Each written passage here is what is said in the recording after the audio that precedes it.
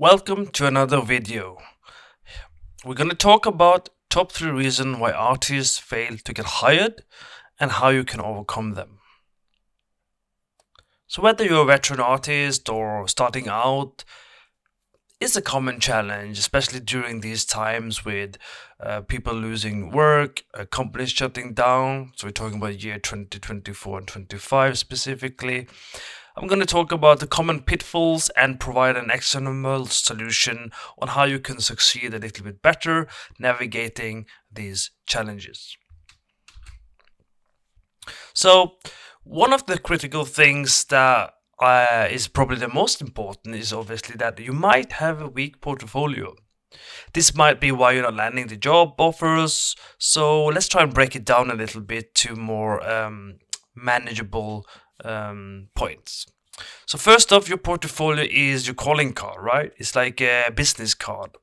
It's the first thing potential employers are looking at, and they will be going, good or bad impression, right? So if your portfolio isn't up to par, we have a big problem, and employers might not see your full potential, which can lead to missed opportunities, right? So the key thing we want to pay attention to here is things like lack of narrative. So with that I mean that you might be lacking a cohesive story or point with your portfolio. It could even be small things like you haven't color coordinated your portfolio, or there's too many black images, or could be quite a few things, as well as random disconnected pieces. So maybe you used to be 3D modeling, but you're really applying for lighting artist job, and it's like all mixed, right? So you want to clear out your message and focus. So don't try and get job and deliver all kinds of content on your portfolio. So think about the sense of progression and so on and so forth. So each piece you show should be built on the previous piece. I will explain a bit more on it later. Another problem is a diluted content or out of date content. So it is really important that you show a handful of strong pieces that really showcase your abilities that are up to date. Now, a bloated portfolio with mediocre content or work can really ruin your opportunities for work. So really we want quality over quantity. So a lot of times when I'm doing portfolio reviews or helping people, they have like 20, 40 different work on the portfolio, and it really isn't necessary. First of all, most people won't be going through all of that. They're normally going to go on the first line. So the first line in your portfolio or the first couple of images really should be the top of the top, right? So make sure each piece in your portfolio really highlights the strength and aligns with the type of job you're applying for. So we really want to talk about being out of date though, so in a little bit more detail, because really the game industry is really always evolving. It has new tools, styles, techniques, really. So in terms of out of date in this case, I really mean that you need to be having up to date knowledge so you are not outdated. So the way you do it is when you do make portfolio pieces, try and make different content for it. And I will again talk more about it when I get to the practical tips. So don't turn off your employers, don't have a weak portfolio. It's a really big roadblock when you try and look for job. So really, we really have to think about this a bit more detailed. So let's head over to the practical tips.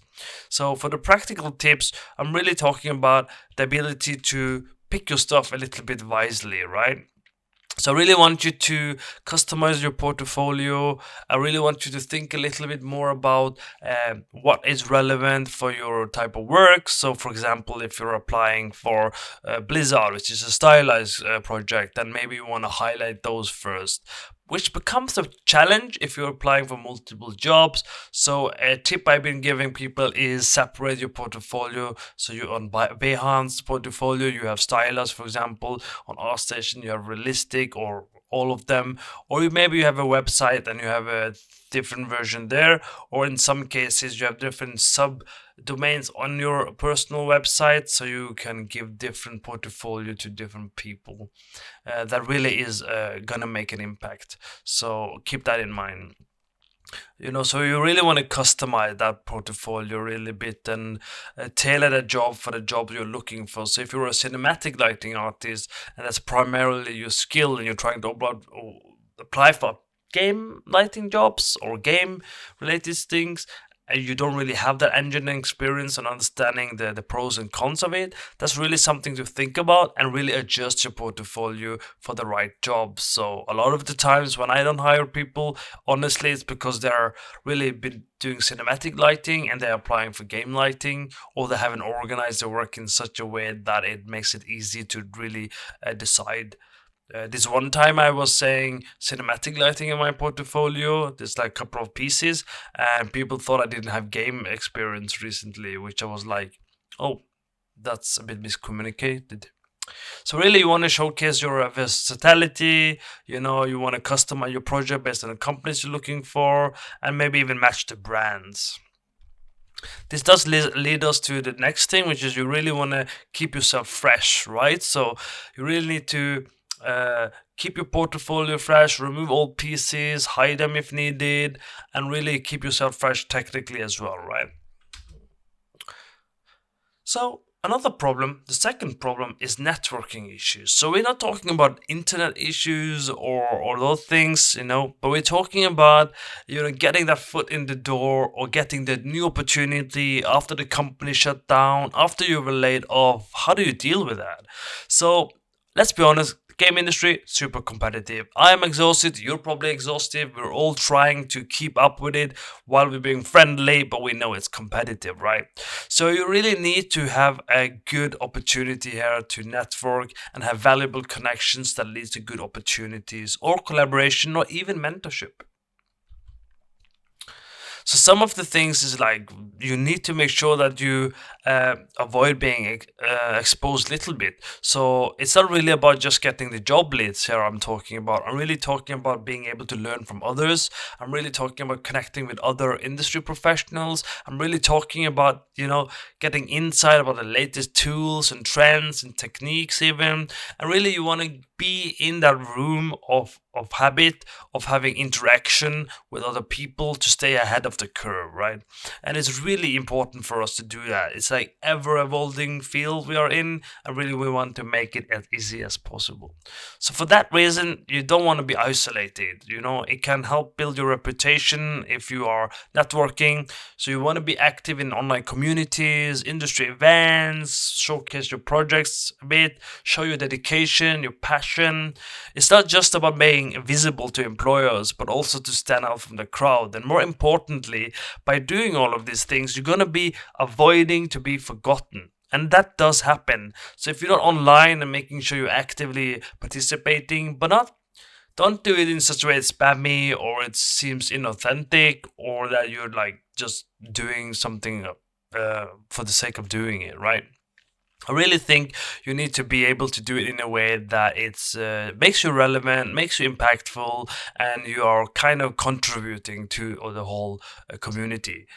I will talk a little bit about more about it because we are going to give you some practical tips about networking. So obviously you can attend events, you can show up on Discord events like in our Discord over at Lightingbot. We have meetups, we have bi-weekly or monthly lighting doodle challenges. We have different things that you can attend, and by doing that or doing anything similar to that, even go to GDC packs or whatever, local game jams if you're new is really useful as well. You really stay visible this way and you stay relevant this way. So it is really vital that you're comfortable being visible. And that means you have to also maintain an active profile on Instagram, Behance, LinkedIn, ArtStation, even relevant art forums like Unreal Art Forums or any other art forums you might know of. So regularly you want to update your portfolio, want to share your latest project. You want to kind of make sure that other employers and recruiters are constantly being reminded that you're there and you're really, in it. You're passionate, you're active, you're relevant. So that brings us to being able to engage with others. So you really want to be participating in discussions, give feedback, and share your knowledge. And Discord is a very known place, and forums is good, and even Reddit or Quora is a cool place that I use quite a bit. So you really want to follow up with your connections and give them friendly reminders and offer them support, and even collaboration in projects is becoming quite common. But one thing I do want to say is a lot of people are active, but not really active in a way that it benefits them. So what do I mean? I mean that if you're like on Discord or you are on uh, LinkedIn and all you're doing is posting your own stuff and asking for help, honestly, that's not really useful. That's not what I'm talking about with engaging with others or staying relevant or being visible all the time. I really am also emphasizing that you need to be useful to others. So every time you're asking for help, make sure you help three other people in the Discord server, on LinkedIn, or whatever, right? That's the least thing we all should be doing. And another thing I've been noticing is to really be respected, you really need to acknowledge that you've gotten help from the community or individual people, or preferably both. The reason for that is a lot of us know you went to Discord, we know you asked someone for help, and then you posted on our station and there's no mention of them. And someone like me who's probably every few years I'm interviewing 300 different people, I know most of you. I know most of you have gotten on Discord some help, and if I look at the piece and you're like not giving the credit, it does make it look like that you're hiding your weakness. So if anything, you should appreciate that you'll be asking for people for help, and you should state that you ask for them for help, and then kind of acknowledge that you're open for feedback, because being open for feedback and critique is a very good thing, and it shows that you try getting feedback and you were influenced by other people. That also helps protect you. So during an interview, if you are asked, you can say, hey, yeah, I tried this version which I people didn't really like, so I followed this critique. It shows that you're able to take art direction as well, and at the end of the day they just want to know your thought process anyway. So the third problem, which is I think can be a mix of things, is the lack of business skills, right? And so why is this a problem? Well, to succeed in the game industry, you need more than just being an amazing artist, right? You need to have some sort of business skills, which includes job interview, contracting, pricing. So understanding the business side really could help you navigate the industry more effectively. So we're talking about how studio operates, what the priorities are, how do you fit into position, how can you become a valuable asset, understanding, the different things to sell yourself, to really be able to convey in a crowded job market that you are your own brand, and that you're effectively telling people that you have a compelling online presence. You're really utilizing social media and really showcasing your work. Poor marketing really could be the hit and miss, and it can really be the reason that you're not getting the opportunity, because a lot of people expect someone to come to you or randomly find you or just apply for work. But the reality is, human psychology, we really are easily influenced or even manipulated. So you really want to have some kind of presence and usefulness. And again, I'm not talking about spamming the internet with your work. I'm thinking about being relevant, leaving comments, engaging, and lifting other people. It goes a long way, all right? So this make sure you hit the right audience and really can impact your job prospects. More importantly, recruiters and other directors might not notice you otherwise. Which brings us to the contract loopholes. So you really want to be able to negotiate contracts. It's an important part of what we do. So why is it important? Well, without strong negotiation skills, what basically happens is you end up undervaluing yourself. Okay, you undervalue your work, you get stuck in unfavorable agreements, so you basically didn't understand contract basics, or you don't know how to advocate for fair compensation. This has many problems, both as a freelancer and as someone who's looking for work. So, for example, If you're a freelancer and you don't know the market price, you're probably underselling yourself, which is why you got the work. But then I want to just briefly explain the logic that I have when I do these things is that you have to calculate your time and your money. So if you're selling yourself for 10 euro per hour and I'm selling myself for 40 euro per hour, I can work less months on a more better well project than you can to earn more than you, and you are spending more months basically, right? So pricing is really essential for a better lifestyle, financial independence, and really being confident in your ability. A lot of people, they panic when they are losing work at the moment. They're undercutting the price, which is understandable. If you're hoping for a better opportunity, I understand that. Even I will do it sometimes if I have a long-term vision, and if I really believe in something, I'm willing to do it for a short period of time. But the problem with pricing when you're a full time employee as well is we are all undercutting each other. So when we're all trying to get the raise or a good opportunity, when we get laid off or even switching job, we're not getting paid what we're worth because they know there's always someone else willing to take it for cheaper. Now that brings us to the other topic of pricing that I think is important to have an understanding of is long-term financial earning. So if you start at a lower fee or a lower amount of income, what happens? One, really difficult to argue for a raise if you didn't start well up the first time. They might say, oh, we will promise you a raise, but the reality that's not the case, okay?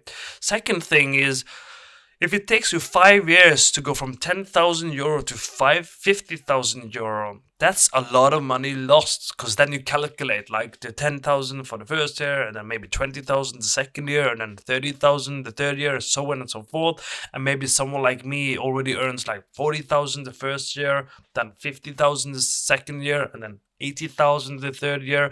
Understanding that logic is really crucial, that you deserve more, right? So pricing is so important to me, and I really educate people and my students that's really important. And people undervalue themselves because of imposter syndrome or whatever, right? So really, you need to be able to do that. So that includes financial management. We're talking just generally about understanding these things: flow issue, debt, financial stress. It can really take away attention from focusing on your work and career development. So it's an important area to master. So you really need strong business skills, and it really enhances your ability to collaborate and communicate effectively too, because you practice maybe public speaking or talking in front of the camera, and you become a more well-rounded individual, which then helps contribute to the project and the company in a different ways. So they stop viewing you as just an artist, and that's normally how you also eventually reach a leading director level, because you do need to understand these things, not just as particular things, right? So again, practical tips. Well, develop strong personal brand when you sell yourself, create a compelling online presence, use social media to showcase your work. For example, you can highlight testimonials from clients or employers who have been impressed by your work. Like, I break all stereotypes of advice that people give. Like, normally you're supposed to have like 1-2 pages of CV. I don't have 1-2 pages. I have quite a bit.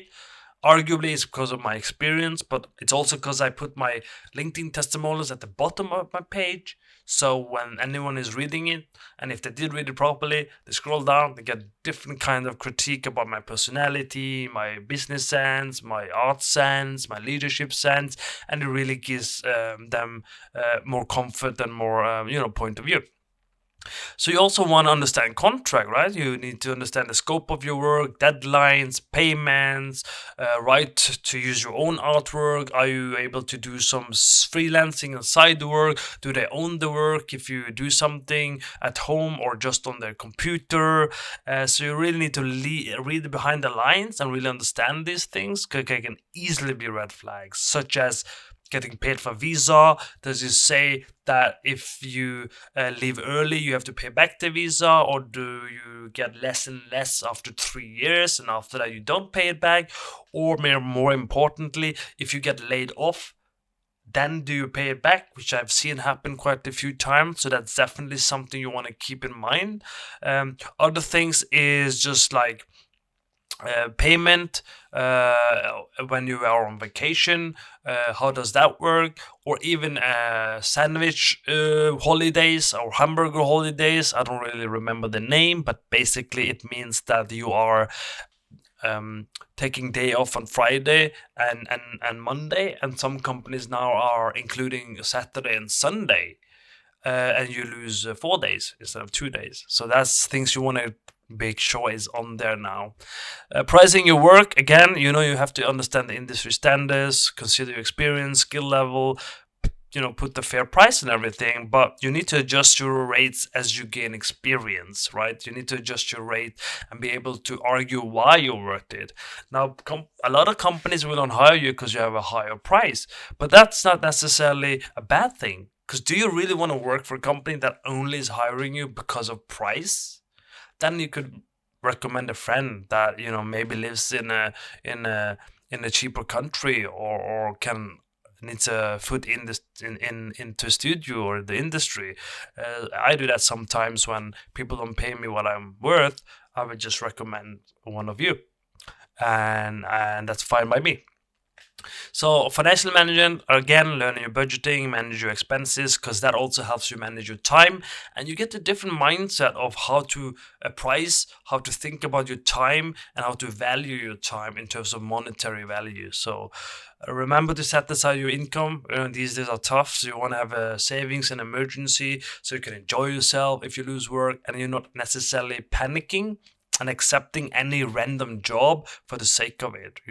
That's so important, to really take your time and pick something that's really worth it, rather than accepting something, realizing, oh, there was a better opportunity later, and now you have this political issue of maybe giving someone else a bad impression if you leave because of something else, or vice versa, right? So collaborate and communicate, enhance your ability to work with other teams, management tools, expressing your ideas clearly. So again, you can learn to use tools for that and practice them on your own time. Also automate yourself in these things. So a lot of people are manually doing a lot of things on Slack, for example. So you have ways to do reminders and auto messaging and timed messages and connecting your email and Trello and pitfalls and Jira. When you do that, it really helps you collaborate and communicate more efficiently, and you're more likely to stand out as well. So in conclusion, we know these are the three critical reasons that artists get failed or fail to get hired, and I've given you some idea on how to overcome them and what you can do by strengthening your portfolio, improving your networking skills, developing those business skills, and you'll be fine. You'll be on your way to land that dream job in the game industry, or get that second opportunity, or keep surviving like some of us. So remember to share your thoughts and experience in the comments below. Maybe you related to some of this and you have your own advice. So please leave a comment, and don't forget to like, share, and subscribe. And if you want more tips and insight like this, keep watching, and just let me know what else I can do to provide you with some value, right? So thanks for watching, and have a wonderful day, and see you around.